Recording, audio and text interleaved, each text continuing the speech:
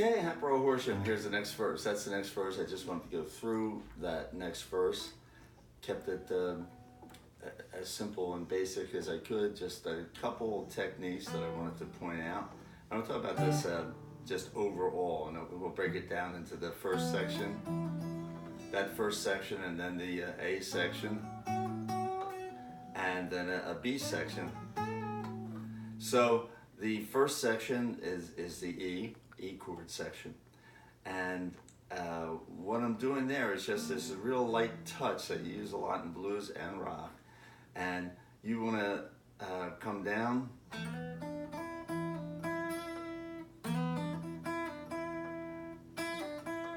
I've got my index finger on string 2 fret 3 and my ring finger at string 2 fret 5, and you have this constant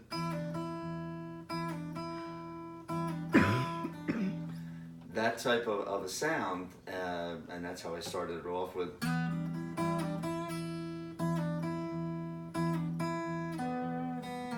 So that type of a sound throughout, that's kind of what we're going to be doing in this section, and another couple of bends. But let's look. I'm down here on this this section of the E minor pentatonic, which is this little house section in here.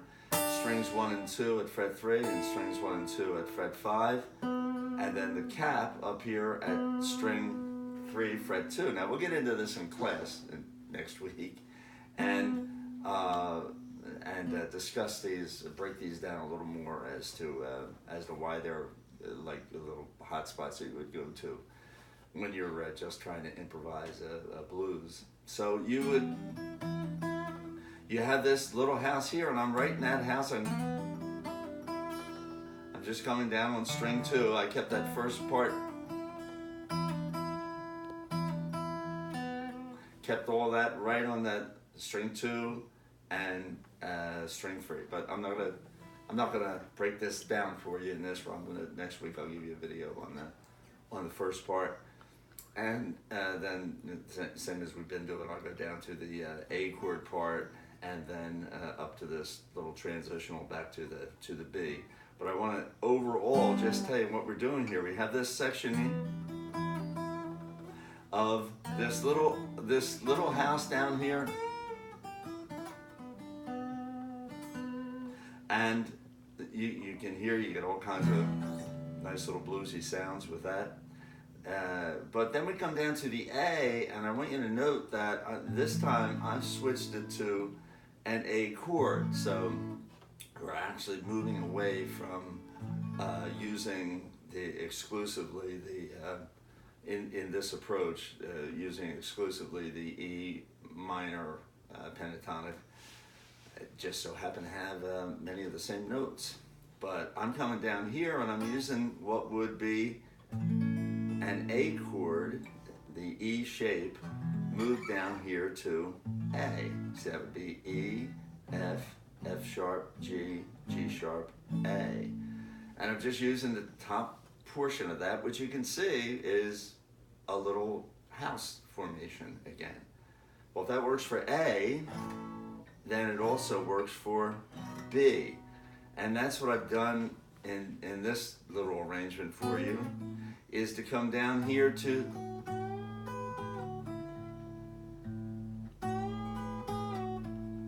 I'm coming down here and doing what we did in the first section, which is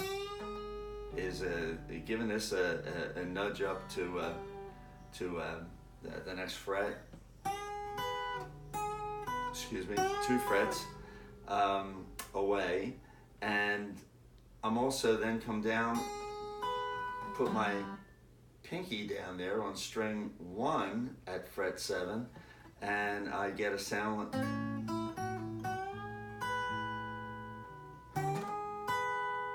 that sound on this A chord. So the A section goes something like,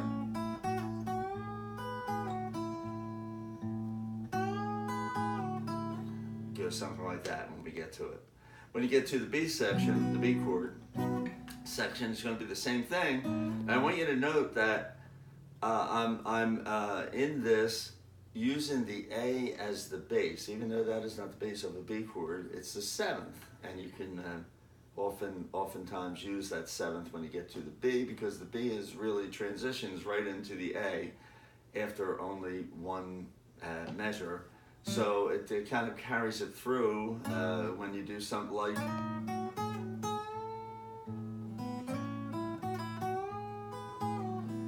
So you hear that's just resolving B to A, and then to this, back to the E section.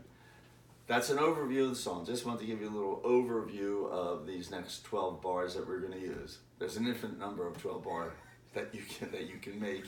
I'm just doing this to give you ideas and most of all to explain what's happening on that fretboard, what you're going after when you're saying, okay, I got to get a melody out of this. What can I tap into that I know works? The bag of tricks, or the bag of licks, as a guitarist calls it. So you're that's E, A, and think of that the B with the same little thing that you did at the end of the first 12 bars, but this time not just hitting this as not just bending this string up at string 2 fret 7, but also putting my pinky down at string 1 fret 7 and have them played together like that, and that gives you that little sound, that type of a sound. And then when we get to the B, doing that, we're not going to get down to string 1 for reasons we'll get into a class. The main reason is it doesn't sound good. It's not a note that you're going to be after in this type of approach. So we're just bending that string 9 fret 2, at the string 2 fret 9, bending that up, and then you get up to the A and do the same thing. Bend that up and then catch the note at string 1 fret 7.